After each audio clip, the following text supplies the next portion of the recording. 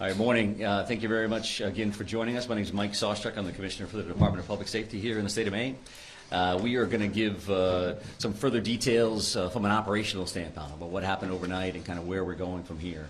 But before we do that, I would like to ask Chief St. Pierre to come back up and join us and kind of touch on the Lewiston experience overall. Chief? Thank you, Mike, and good morning, members of the media and the public who are watching closely as law enforcement continues to work diligently on this rapidly evolving investigation. The safety of our community remains paramount. I want to assure all that a tremendous amount of law enforcement manpower, time, and effort is being utilized around the clock, literally around the clock, in every effort to apprehend the suspect as well as to safeguard this community.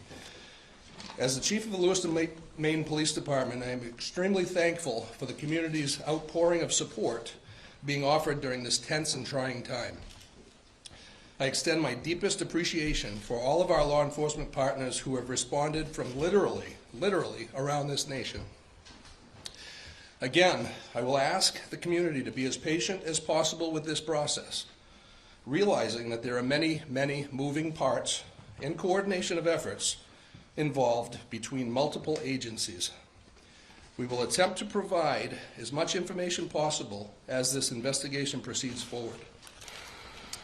I would also like to acknowledge and thank the many businesses, restaurant owners, individuals who have provided meals and other essential items to support an investigation of this magnitude. Following this press conference, details will be shared regarding counseling locations, where somebody can make a donation if necessary or asked, and the hosting of several different vigils. On behalf of the hundreds of law enforcement officers who have descended upon our great city over the last 3 days, we want to extend our heartfelt support as well as our sympathies to the victims and families involved in this senseless tragedy. Thank you, and I'll turn it back over to Mike.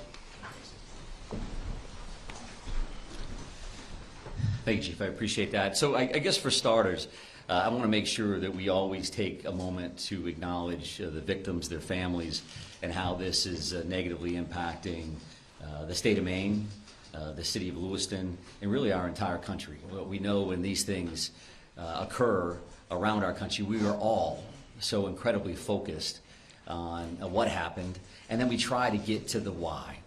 And there are certainly times when we can't quite figure out the why, because every one of these situations is so tragic, so outside of the norm, that it makes it difficult for community members of all types in all locations, East Coast, West Coast, it doesn't matter, to fathom how these kind of things can occur in the greatest country in the world. So we're going to continue to work towards that. And as a piece of this, I wanted to come in and really speak to the partnership that we are committed to have with you. And as we start to really flow into an operational period, we have more of a pattern to see what we're doing day in and day out. I'm going to commit to you to have a morning briefing every day at 10 o'clock right here in this location. As you can imagine, some of those briefings may be longer than others, but I want you to know that you're going to see us in the morning. And we're going to go over what happened overnight, and we're going to kind of talk about what the plan of the day is. And I'll speak to that plan of the day here in just a second. I would also say that we will certainly be considering afternoon briefings as well. If something new came up or something that we believe would be helpful for you to know and the communities to know, then we'll get back to you. Either way, you will receive a communication from our PIO, Shannon Moss, either saying we're going to have a briefing or we're not, so that you kind of have some idea what your day and your afternoon is going to look like as well. So I would also say that these daily briefings, as you can imagine, will be more operational in nature, that our families, our communities, our loved ones are always going to be in the forefront of our mind and certainly in our hearts. But we do want to talk to you about this is what we're going to do, this is what we did, because I know that's incredibly important to you. And then you're going to share that appropriately with your viewers, with your readers, and that's going to help everybody start that healing process as well. I know that information is power, You also know that there's going to be times that I won't be able to give you all the information that you need, or certainly that you want. And that won't be done because we're just not going to tell them. That's going to be done because from an operational standpoint or a tactical standpoint, there are safety concerns that I have for our first responders and that we all have for our community members. So please keep that in mind. I will go back to like a Q&A kind of a period. We want to allow that opportunity, and we're going to try to do the best we can. But if in my mind the math starts leading to, well, I'm going to get asked 10 questions and I can't answer 9 of them, then maybe that's counterproductive to a certain extent. So we're going to try to front load as much information as we can, again, with these particular sessions. So that is kind of the plan moving forward. And to speak to today's briefing in particular, I would tell you that the overnight hours, and we are on 24/7, and we will be until the suspect in this case, again, is brought to justice. So overnight, our officers, our investigators, and that's investigating, I say our, I'm talking about local, county, state, federal, all of our partners, been continuing to work 530 plus tips and leads that have come in from the general public, from a number of communities, a number of different relationships. And as you can imagine, those vary greatly. Depending on that individual's knowledge of what happened and what they want us to do about that. So we're continuing to check those things off the list as we go. We're also continuing to do searches at the 2 primary venues here, the one being Schmenge's Bar and Grill, and the second being the Spare Time Bowling Alley. I will tell you that it's going to be easy to think, well, how come, what's taking them so long to work these scenes, right? And because everything we watch gets solved in an hour, and it's all taken care of. But in order for us to do our jobs, to be professional about what we do, be respectful of the victims and the families that we're working with, in the process within which we work, we have to take our time.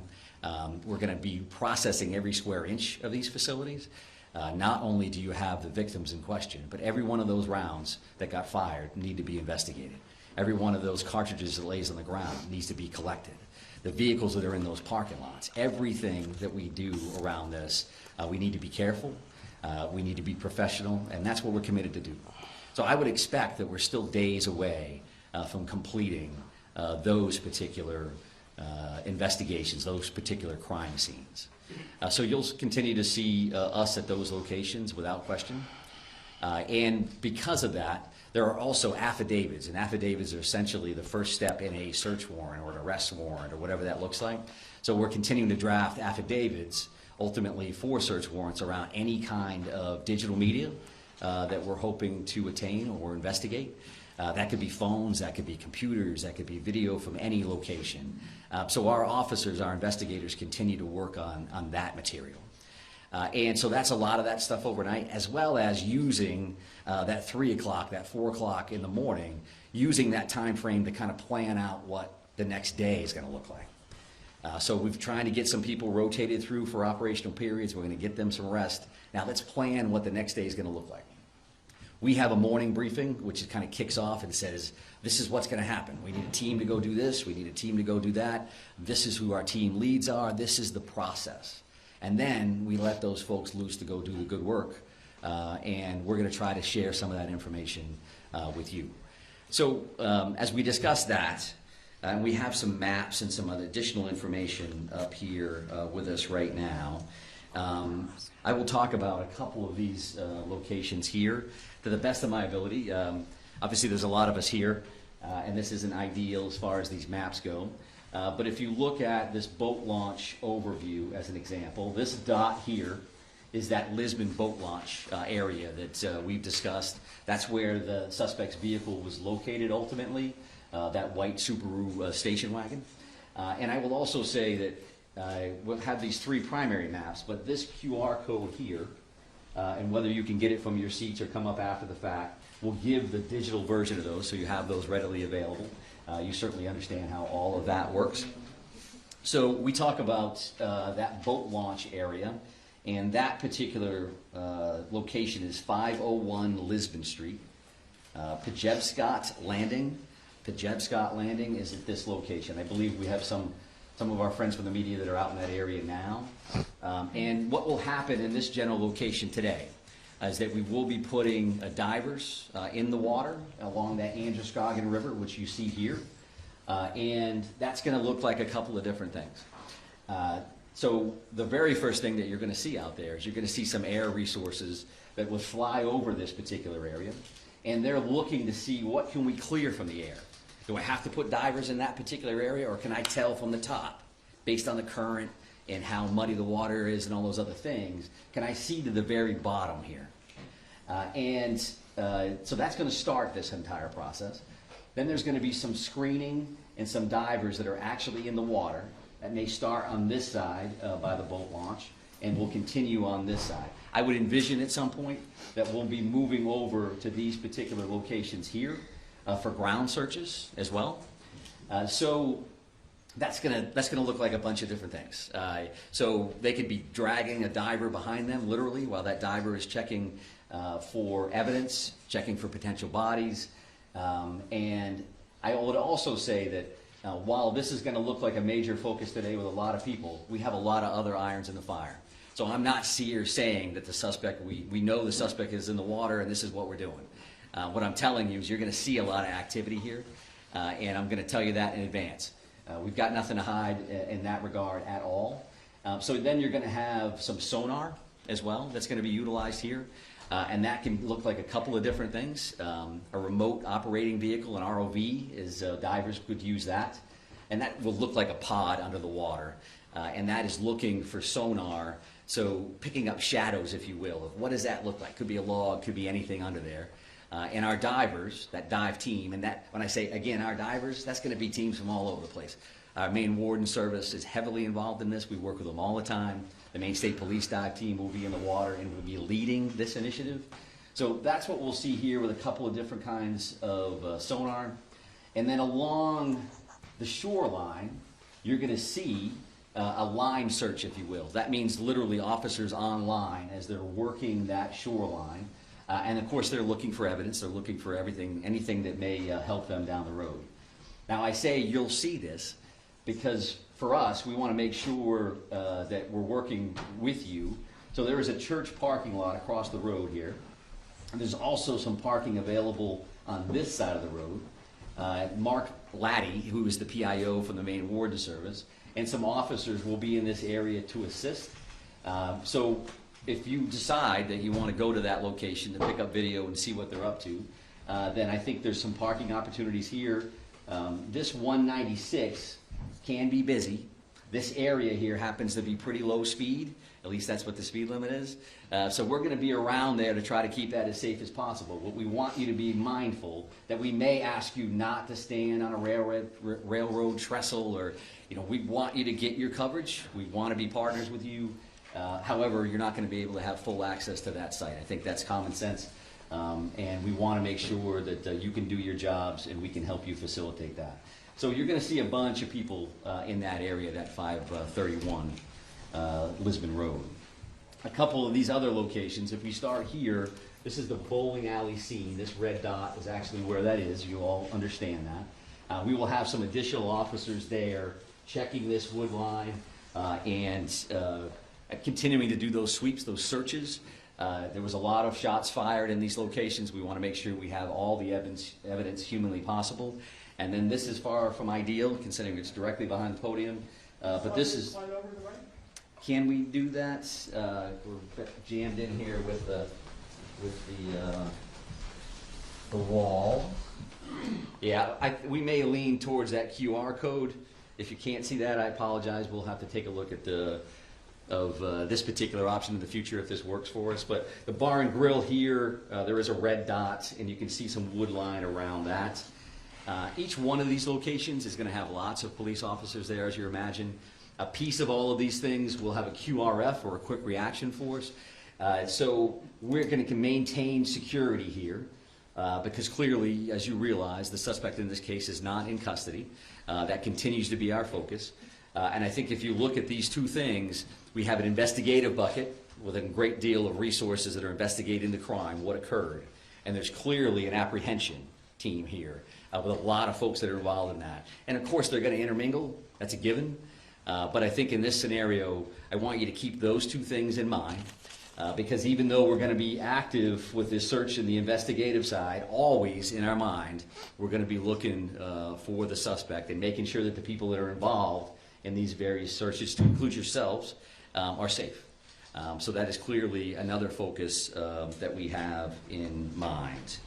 I would also like to talk about, if we talk about procedures, you talk about practices. There was a lot of activity last night from members of the media in Bowdoin. And what I would tell you is that I'm showing you these 3 locations. There's a bunch of others that we're going to be working on. And that's not, so we don't have 50 maps up here. We're just going to be working on other locations. And that's not meant to be secretive. That's just to tell you that we're going to be all over the place. That's not saying that we know that the individual is in this house, or we know the individual is in that house, or they're in that swath of land, this acreage. That's not what we're doing. But we do look at all these situations as if the individual could be in there. And if that's the case, you'll see tactical teams at some point. A lot of folks are just dressed in a more casual manner, or a BDU, a battle dress uniform, just because they're going to be out in the woods and they're going to be out crawling around. So that doesn't mean, just because we're making announcements on over a PA system, that the individual is in there and we have an armed standoff and there are police swarming. There's just a lot of resources that it takes to work these scenes, right? I mean, I think that part of it, again, is common sense. And we want to be as forthright as we can around that as well. We won't be able to say every time we're hitting a location, hey, we're going to be at this spot, and because it's just not practical, and it's not safe for a lot of folks. So if you hear announcements in PA systems, as an example, a piece of that is us just giving notification that, yes, in fact, we are the police. We are going to be knocking on this door. We would like you to come out if you're in there. Some of that is case law oriented. Some of that is best practice. And some of that's just standard operating procedures from our end. So keep that in mind. If you have a question, you can certainly reach out to Shannon Moss. Many of you have. And if we can answer it, we will. And it may not be immediate, but we're going to do the best we can to do that. And I think we'll be better at that, again, as we kind of get into this flow. Now we know what we're working with.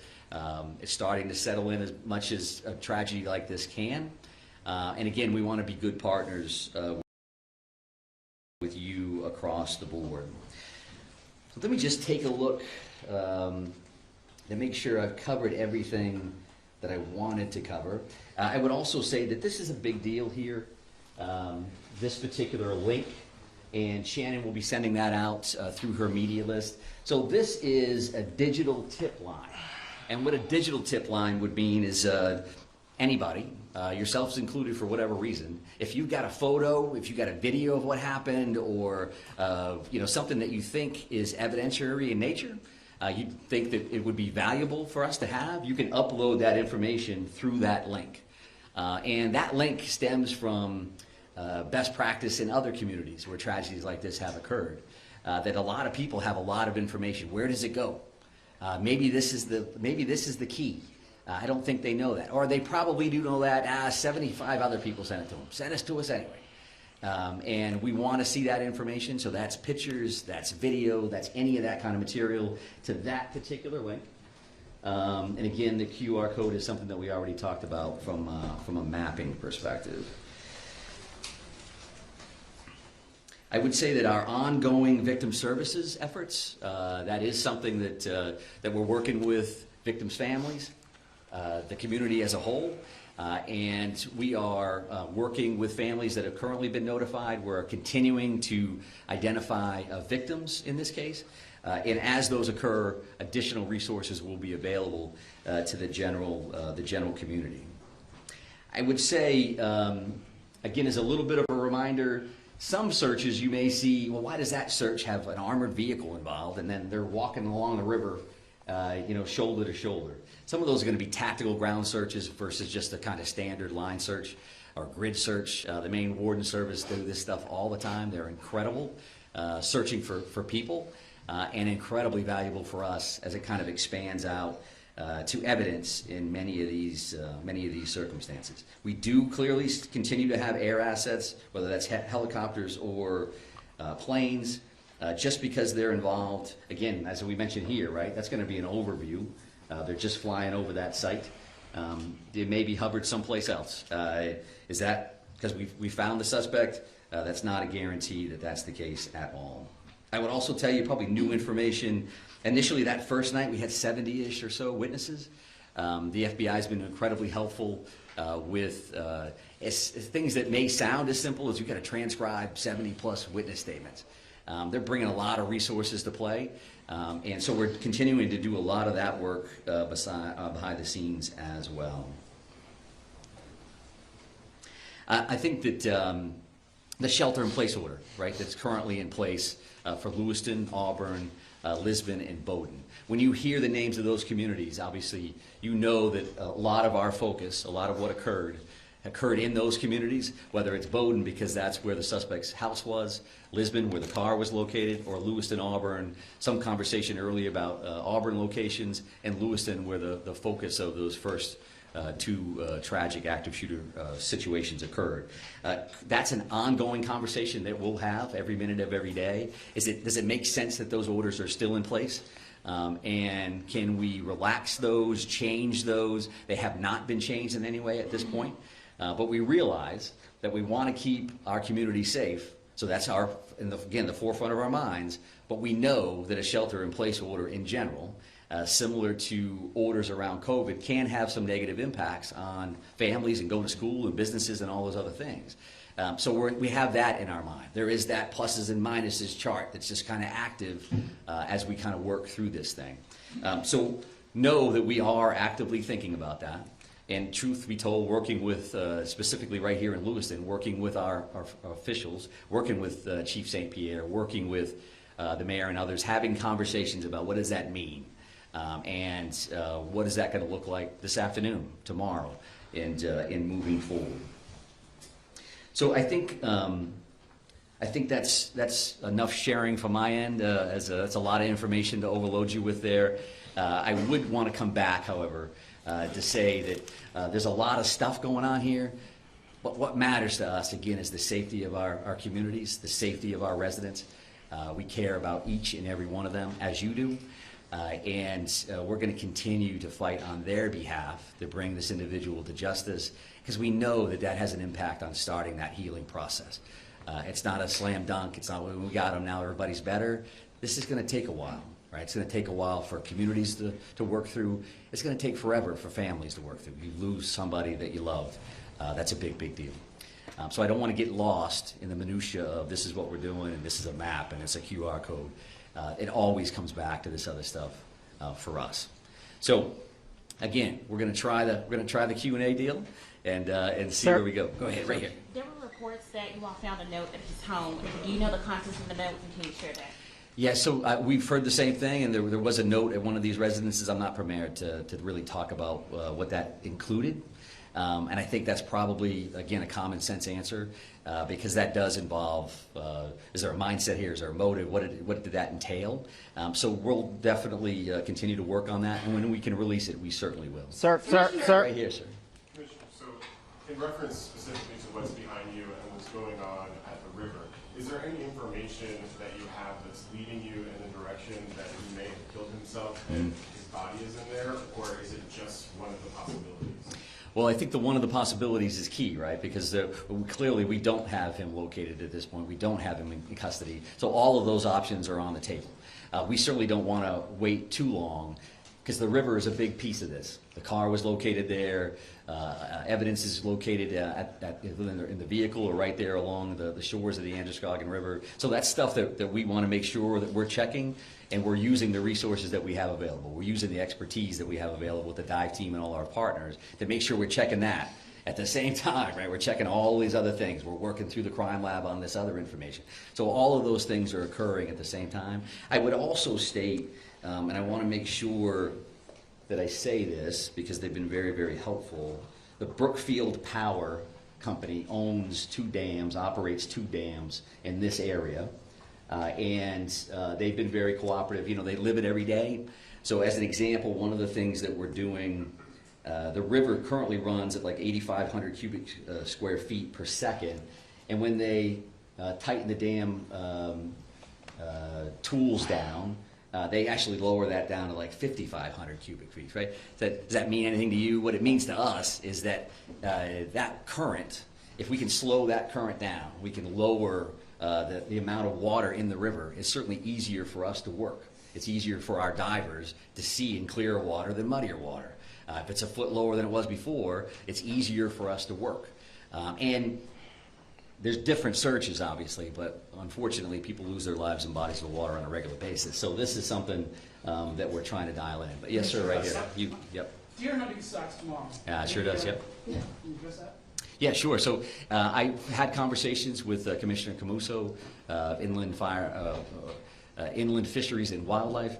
Judy's great. We are having those conversations. I would expect to hear more about that later in the day. It's a big deal in Maine. It may not be a big deal for a lot of people from other communities, but we know what that's going to look like. We also know we're in the woods.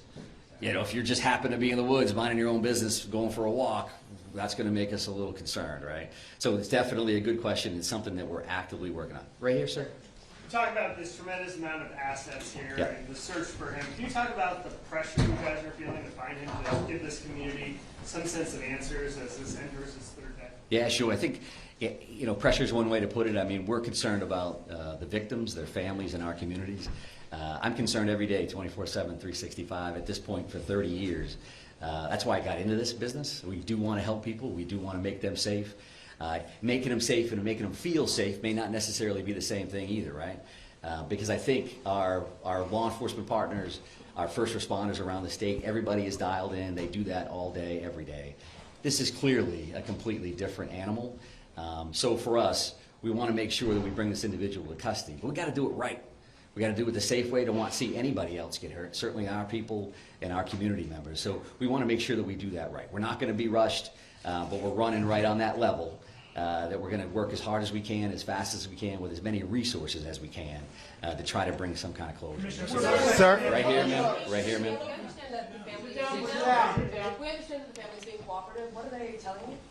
Oh, I think that whether you see the 530 tips and leads overall, I think we're seeing a lot of cooperation across the board. I'm not going to speak to anybody in particular, but I think there's a lot of cooperation. There's a lot of compassion here. There's empathy that people understand what happened here, not only to the victims, but again to the state and to our country.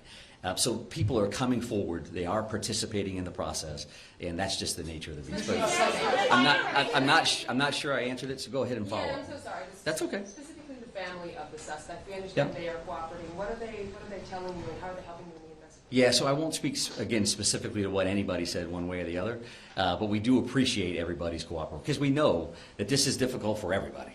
No matter how you could be the neighbor of somebody. This is tough for people to digest and understand and to try to work through. So right here, sir, right here. Thank you very much, sir. Yep. Specifically warning, forget about information.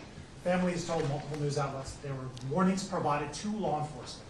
Which agencies received those warnings, and did you think at any point that it might warrant a yellow flag pursuit? Well, I'm heavily involved in the yellow flag conversation overall, but the reality for today is I'm not going to talk specifically about who knew what and when. We're still actively involved in a very dynamic situation here, and we're focused on an individual that currently has 8 warrants out for murder. We're trying to figure that part out, trying to bring him into justice, as well as investigate this crime. There will be a time. Can you when confirm the warning, though? Can you confirm warnings were issued? To I cannot. Well, yesterday, yesterday, the Senator Collins said that the yellow flag law should have been enforced in this situation. So as you stand here today, what is your response to that? And also, as you stand here today, was law enforcement notified of the threats that he was making, of his condition? Were they aware of it, and what steps were taken to investigate that? Yeah, I appreciate the question, and Senator Collins is great. We have a great federal delegation that works incredibly hard on behalf of the state of Maine. I don't know exactly what the good senator said. I respect her a great deal. So I won't answer or answer to any comments that she made. If that's her perspective, based on what she knows through the general public or otherwise, then that's fine. She certainly has the right to do that. But based on what I've seen, we're going to continue to work through that. We asked good questions. It may have been you, sir, around the firearm Yes. itself. And there's going to be an opportunity. The ATF is here. The ATF is working with us. They have been there since the first second. There's going to be an opportunity to answer all those questions and figure out, so was that a violation or not? It's also an opportunity from an educational standpoint to talk about what that really means, what that really looks like, and what the options, in fact, are. Right. I mean, the thing is that folks want to know, were there any I'm going to go over here, though, sir, so I appreciate the follow-up and the initial question. You, Talk about timeline yesterday, 911 calls. Do you know the time, the precise time that the police arrived on the scene? arrive, no.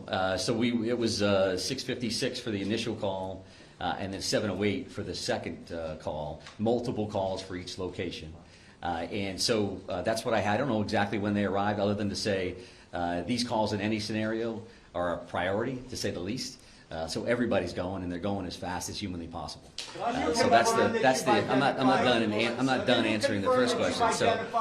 So is that enough, sir? Does that Just- make sense we- on that? I will take a look at Yeah, the arrival time so that we have that information, and we may be able to provide. If we can get a further timeline, And I- that would I be say very this, helpful. Okay? The way It would this be is going to work, helpful. just so we're all clear, the way this is going to work is if we have a Q&A and you ask me questions and I attempt to answer them, as soon as we start yelling over each other, I'm done. Just so we're That's clear. fine. And we don't want to do that. We're trying to be as cooperative as we can across the board.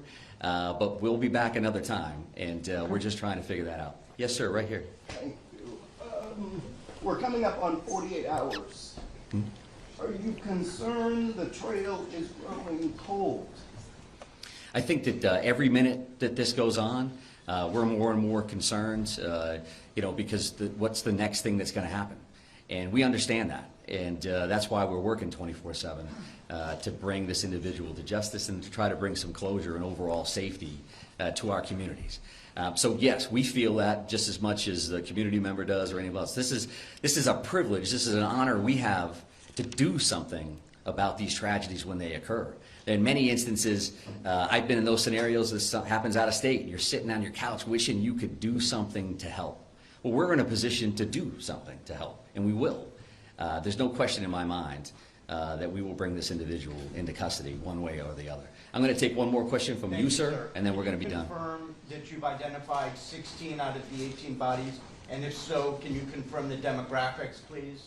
Yeah, and I think that that may be a question, the specifics may be a question for a future briefing. We have identified and notified the families of 8 of the 18 fatalities that were involved in this incident. We mentioned those 8 murder warrants, and the reason why we have 18 victims, we only have 8 of those warrants. That's because 8 of those people have been identified, and 8 of those people, the families have been notified, which is certainly key for us to make sure we get that right.